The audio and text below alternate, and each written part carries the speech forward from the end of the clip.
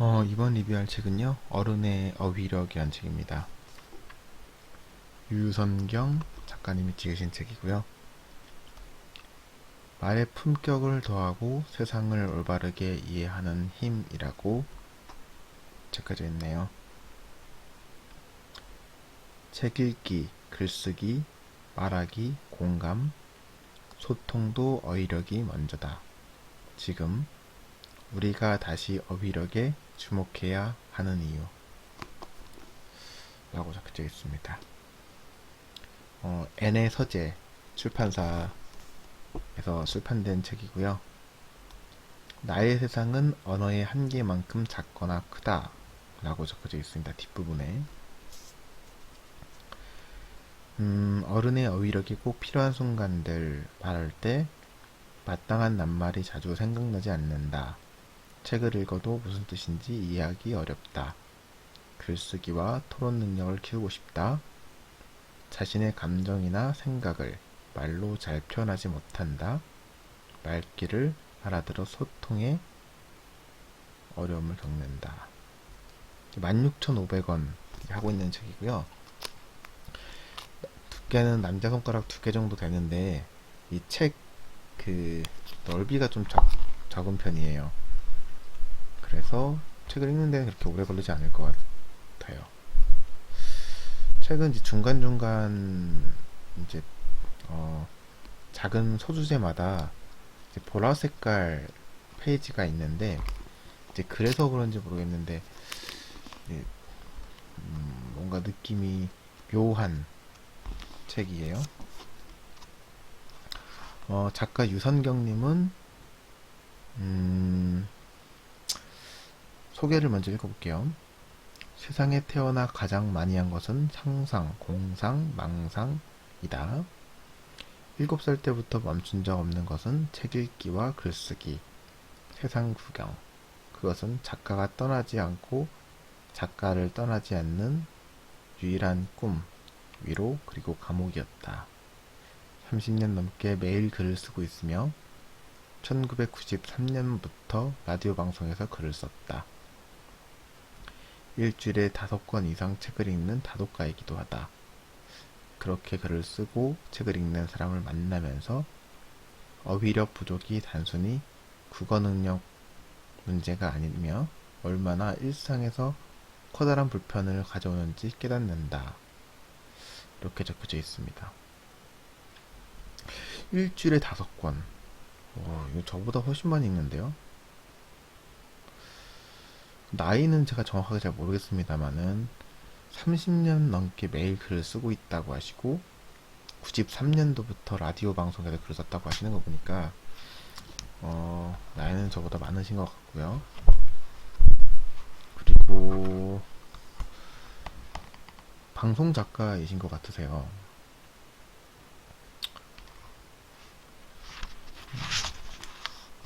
일단 이 책을 제가 처음에 읽으면서는 나도 이런 생각을 못했지라는 생각이 좀 들었었어요. 어떤 것 때문에 그러냐면 책을 이제 읽다 보면 그 첫 번째 그 단락부터 이런 게 나오는데요.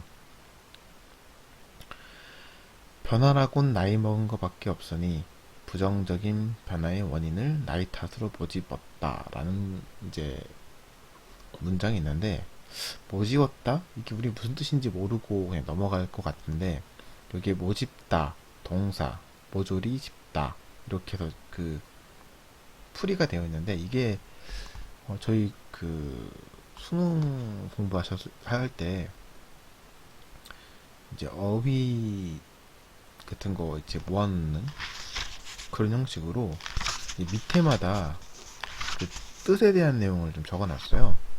근데 저도 어휘력이 좀 많이 약하다는 생각을 확실히 하고 있는데, 이런 표현을 쓸 수가 있다는 거는 참 대단한 것 같다, 그런 생각이 좀 듭니다.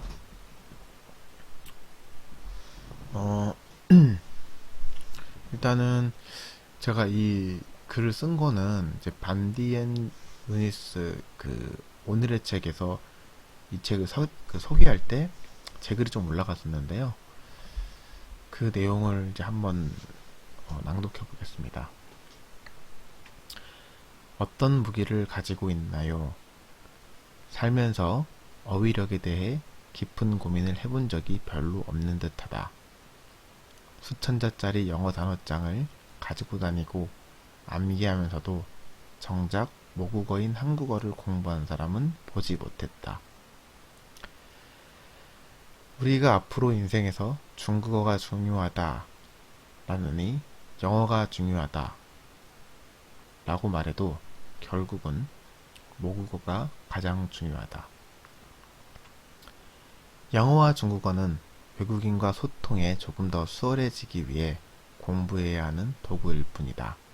즉, 외국어는 플러스 요인이 되지만 못한다고 해서 마이너스 요인은 되지 않는다. 하지만 모국어는 다르다. 모국어는 모자랄수록 마이너스 요인이 된다. 대한민국 헌법이 박근혜 대통령에게 파면을 명하는 날 나는 크라이스트처치에 있었다. 69년 헌정 사상 초유일이라는 대한민국 현대사 중 커다란 사건인 이 사건을 나뿐만 아니라 많은 사람이 눈여겨보는 것 같았다. 그런데 솔직히 나는 고개를 갸우뚱했다. 탄핵 소추 의결서를 법제사법위원장에게 전달했다는 내용을 접할 때쯤이었는데 과연 누구에게 무엇을 전달했는지 정확하게 알고 있는 사람이 얼마나 있을까 하는 의문이 들었기 때문이다. 어린 시절 병원에 가면 나를 앉혀놓은 의사 선생님이 종이에 영어인지 한국어인지 모를 말을 휘갈기곤 했었다. 단순한 감기인 것 같은데 멀뚱하게 의사 선생님을 쳐다본다. 나는 그냥 목이 아프다고 말했는데 의사 선생님은 무언가 영어 같은 걸 휘갈겨 쓴다. 사회적 방언이란 게 있다. 사회계층에 따라 어휘를 다르게 사용하는 것을 말을 한다. 아무리 같은 한국인이지만 변호사가 사용하는 어휘와 의사가 사용하는 어휘가 다르고 사업가가 사용하는 어휘와 선생님이 사용하는 어휘가 다 다르다. 그 때문에 앞서 말한 탄핵 소추 의결서를 법제사법위원장에게 전달했다는 내용을 접한다 하더라도 누가 접했느냐에 따라서 1000가지, 10,000가지 다른 사고의 확장을 가져다 준다. 요즘 유튜브를 보면 어려운 정치나 경제 뉴스 기사를 쉽게 설명해주는 이들이 있다. 그만큼 사람들은 같은 한국어도 번역과 통역이 필요해야 한다. 책에는 책을 읽어야 할 이유에 대해 굉장히 시적인 표현이 적혀 있었다. 책을 읽는 행위란 내가 사랑하거나 사랑할 이들에게 당도할 시간으로 미리 잠깐 산다는 대목이었다. 책은 시간과 공간을 넘어 자유롭게 이동하고 유영할 수 있는 마법과 같은 일을 일으키는 매개체이다. 사용 가능한 어휘가 다양하면 우리는 더 넓은 공간을 유영할 수 있고 더 많은 시공간을 뛰어넘을 수가 있다. 어휘는 그래서 중요하다. 책을 읽다 보면 도저히 이해가 안 되는 책을 붙들고 있으면서 어쩌면 이 시간마저 시간 낭비는 아닐까 하게 고민하게 되는 순간이 있다. 책이 잘못 만들어진 건지 내가 잘못 만들어진 건지 도무지 이해할 수 없는 책장을 넘기며 어영부영 한 권을 마무리 짓는 때도 있었다. 하지만 저자는 이해하지 못해도 어느 날 문득 그것이 머릿속에서 이해될 날이 있을 거라고 말을 한다. 그때 다시 읽으면 그 이야기는 내 것이 된다고 말한다. 그렇다. 책을 읽다 보면 도저히 이해하지 못하고 넘어가는 책들도 있다. 하지만 다른 책들을 읽다 보면 어디서 본 듯한 느낌이 들고 다시 이해하지 못했던 전 책들을 봤을 때 이상하게도 술술하고 읽힌다.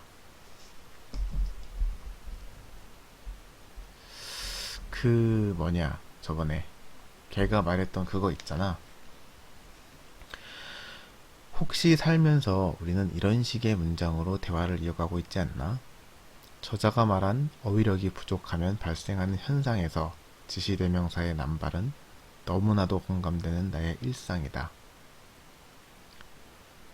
글을 쓸 때도 한참을 적합한 단어가 떠오르지 않아 네이버 검색창에 비슷한 단어가 뭔지 한참을 뒤지고서 적당한 단어를 골라내는 것이 나만 그런 것은 아닌 것 같다.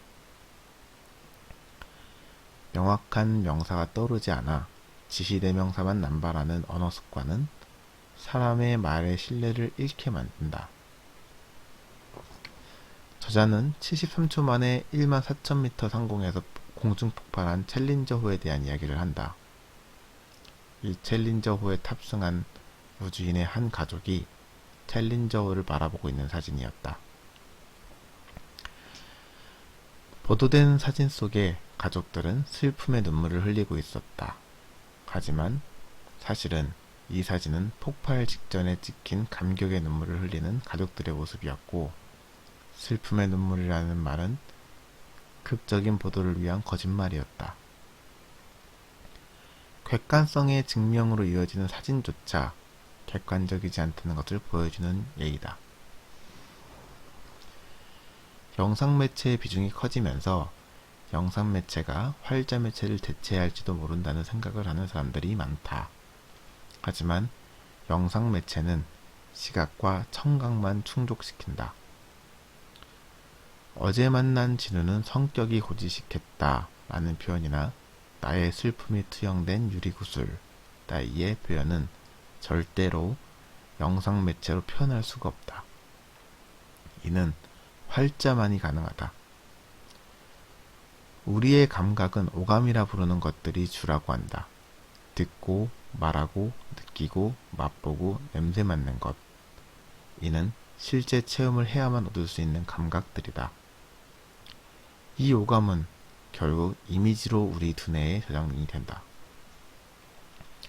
독서는 오감을 통하지 않고 바로 뇌에 직접 자극을 주어 이미지로 연결시킨다.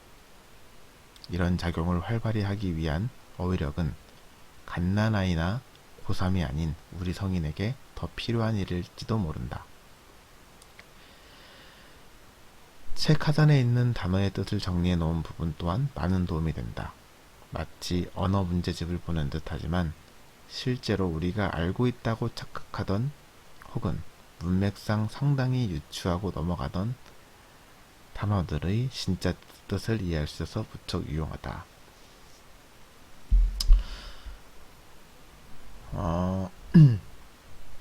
아까 말했던 대로 책은 어렵지 않고요. 베스트셀러로 지금 판매를 하고 있기 때문에 아마 많은 분들이 이 책을 읽었거나 이 책이 어떤 책인지를 알고 있으실 거예요. 제가 읽었던 글은 여기 보시면 이 반디 루이스 여기에 소개가 됐던 내용을 가지고 제가 이제 읽었는데요. 제가 블로그에 썼던 글이랑은 좀 수정이 돼서 내용이 다를 수도 있어요. 어쨌든 간에 요거는 이제 여기 담당하신 분이 저한테 개인적으로 메일을 주셔서 제가 기재를 하게 됐는데 그냥 책을 읽고 이제 저만의 느낀 점을 매일 업로드하는 형식으로 이제 블로그를 운영했었다가 이제 이런 기회가 좀 많이 생기거든요. 뭐 예를 들어서 출판사에서 연락이 오기도 하고 혹은 이렇게 이제 그 책을 판매하는 데서 연락이 오기도 하고 이제 간혹은 변호사님이나 어떤 의사 분들이 책을 쓰셨을 때 그 책에 대한 서평을 쓰게 되면 제가 먼저 이제 연락을 드리지도 않았는데도 불구하고 작가님들이 먼저 연락이 오시는 분들도 있으세요. 제 서평을 보고 너무 좋았다 이런 식으로. 근데 저는 제가 그 글을 보고 좋았다라고 글을 쓴 건데 작가님들은 제 글을 보고 또 좋았다고 또 글을 먼저 써주시더라고요. 그러니까 이런 좋은 어떤 피드백을 받을 수가 있고 그리고 영향력을 줄 수가 있는 이런 취미 생활이 많지가 않잖아요. 그리고 사실 책 좋아하는 사람 치고 그렇게 악한 사람들이 많이 없습니다. 그리고 뭔가 소통하기도 좀 수월하기도 하고, 그래서 사실은 어, 어른의 어휘력이라고 되어 있지만 우리가 독서 좋아하는 사람들이 꼭 읽어보면 좋아할 것 같은 내용들이 적혀져 있어요. 좀 아쉽다고 하면 사실은 이, 이 어휘력이 어떻게 좋아지는가, 혹은 이 어떻게 하면 어휘력을 늘릴 수 있나, 뭐 이런 내용이나 하여튼 그런 것들을 좀 많이 풍부하게 적어주셨으면 좋았을 것 같은데, 사실 이 책의 성격이 자기계발서라기보다 에세이에 좀 가까워요. 그래서 그 작가님의 그 살았던 이야기들이 주가 되기 때문에 그건 조금 아쉬운 부분이었지 않나 생각을 합니다. 어쨌든 간에 저는 개인적으로 좀 재밌게 읽어서 그 소개를 좀 해드리는 거예요. 모쪼록 오늘 영상 여기까지 하겠습니다. 안녕.